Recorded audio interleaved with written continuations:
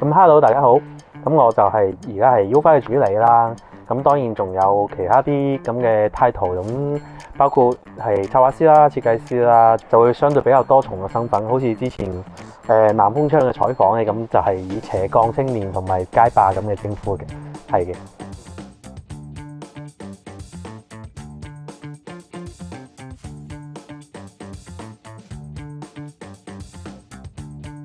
咁最早嘅機契咁就當然係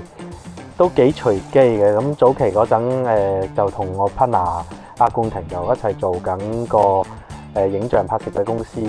咁包括自己表舅係做啲服裝嘅。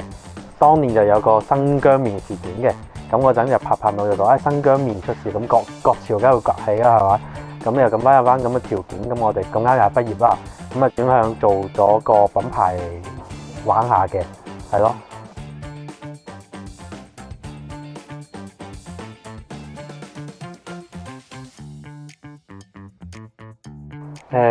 咁我哋其實工作室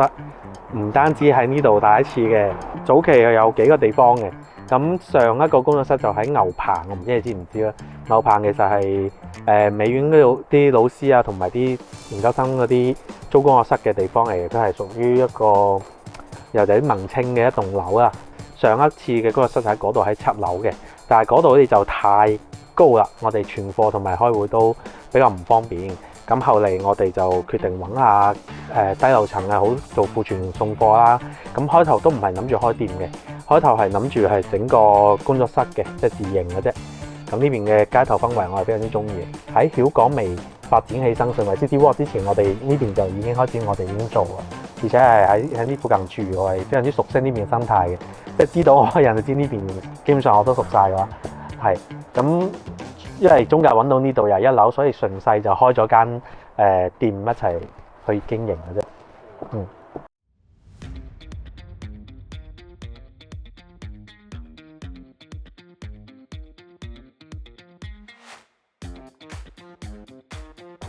咁我睇嚟梗係非常之大嘅影響啦。包括我哋早期做嘅一啲藝術團隊嘅老美高清嗰個，其實關注點都係一個市井文化，或者係講一個街頭文化啦。咁喺我哋理解，好似講街頭文化，好似講中國冇街頭文化冇。咁其實呢個街頭文化係一個泛義，或者係講文化入侵嘅美國式嘅或者黑人式嘅街頭文化。咁換翻角度睇，中國究竟係咩街頭文化？我俾個答案係中國街頭文化就係呢種煙火氣嘅、市井嘅、與街坊有互動嘅。咁包括我哋有夥都係紮根於呢種街頭市井，包括我自己個人同呢啲街坊都係有咗互動。所以我覺得呢種煙火氣嘅氣質會移植翻喺個品牌度，或者係個點解選址喺度，都有一定嘅咁嘅社區文化加分咯，係咯。咁更多嘅時候喺呢種市井嘅氛圍嘅時候，我覺得廣州嘅品牌會有好多同其他外省唔同品牌，就係呢種所謂嘅市井啦，係咪？咁去到外地嘅非常之能打嘅，同嗰種裝嘅同埋去模仿一啲所謂嘅亞文化嘅嘢係有質嘅區別嘅。咁我覺得都係為更本土嘅發聲啊，或者係講更受翻周圍嘅嘢。我哋品牌喺今年嘅或者個明年嘅規劃啦，其實都係更想話回歸翻呢種本土式嘅，即係更挖掘翻自己嘅嘢咯。講翻點解做呢品牌嘅時候，你再諗深一層，其實品牌其實更多嘅時候都係要同藝術一樣，要好誠實咁面向自己嘅生活嘅，即係你做嘅嘢唔可能脫離翻你所活嘅地方㗎嘛，係咪？所以其實佢會令你更拷問翻自己，究竟做呢個品牌可以點去做咯，去思考咯，係啊。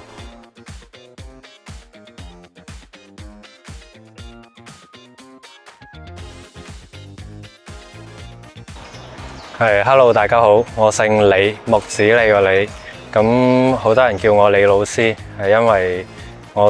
的確係老師嚟嘅，即係喺美院度做美術嘅老師，咁同時都係U5 嘅忠實粉絲啦，同時都係一個畫畫佬咯，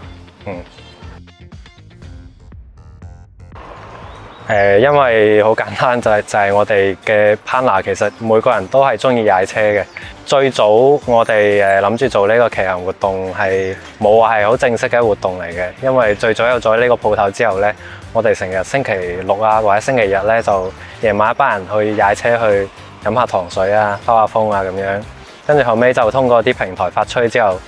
有啲原本唔識嘅一啲朋友就話：可唔可以一齊參與啊？咁就慢慢身邊嘅呢種車友多咗啦，個群體又會慢慢人員多咗之後，我哋就先至再去諗住慢慢搞一啲騎行相關嘅活動咯。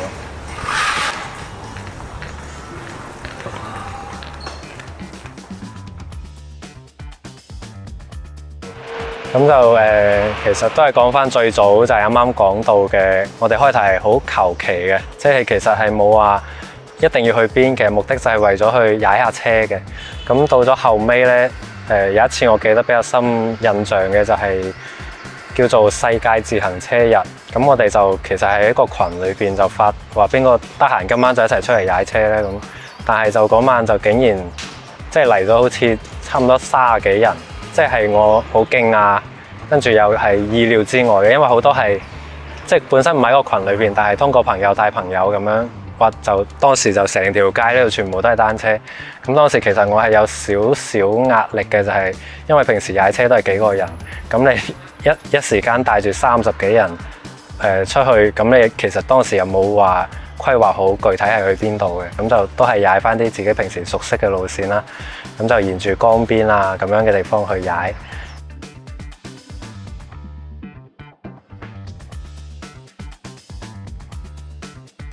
常規品牌嘅玩法同我哋係有一定嘅差異化嘅。咁我哋同其他潮牌玩法可能會有插畫介入到呢個服裝行業就好啦，因為我哋唔定義自己做服裝嘅，我哋叫周邊。咁我個周邊係做插畫周邊嘅，服裝只係其中一個我哋而家好介入嘅品類。咁我哋包括因為可以觀察到我哋其實會做到好多嘗試，包括做咗啲立體嘅餐打印嘅盲盒啦，一啲類玻璃嘅雕塑啦、香薰啦，包括富士啲咁嘅聯動啊、分享會啊，或者啲皮掛飾啊，即係喺方方面面其實都好似我傾啊咁，提供咗一種所謂或者叫嘗試啦。我哋嘗試咗一種以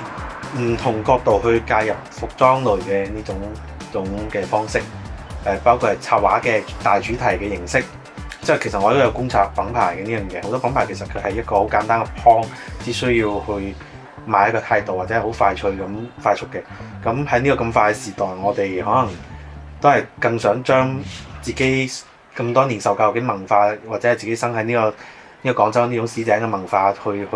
點去傳遞翻落去一啲投射翻我哋做嘅呢個品牌上面。一個品牌好難定義講我就係做帽啊，就係做咩？可能做乜都好，佢係一種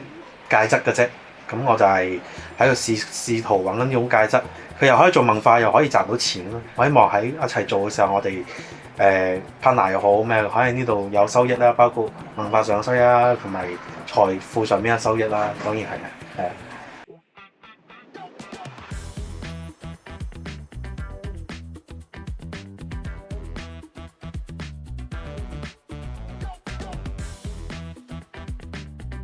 咁我覺得我哋其實係偏向比較輕鬆咁樣去做緊呢樣嘢咯，就好似之前好紅嘅一啲詞叫做超啊或者係鬆弛感啊咁。其實我本人係比較反感啲網絡熱詞嘅，但係其實最近我會突然間好似 get 到即係鬆弛呢個詞好似係有啲嘢到嘅，就係話我哋真係好放鬆去做一啲嘢嘅時候，因為其實本身呢個社會嘅節奏已經好快，大家可能每日可能就係去上班，就快啲返到公司，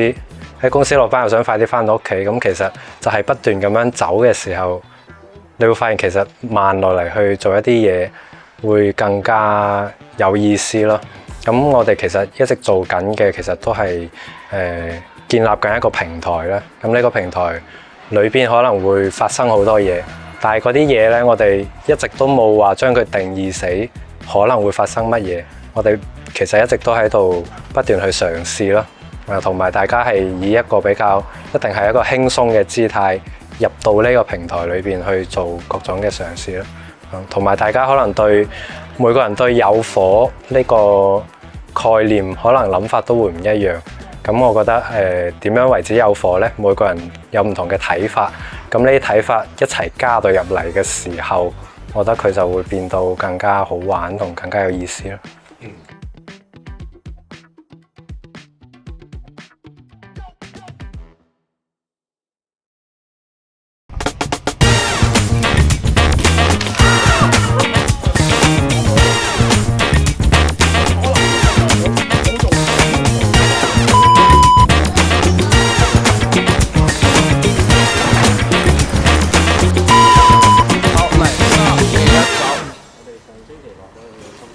攞唔到。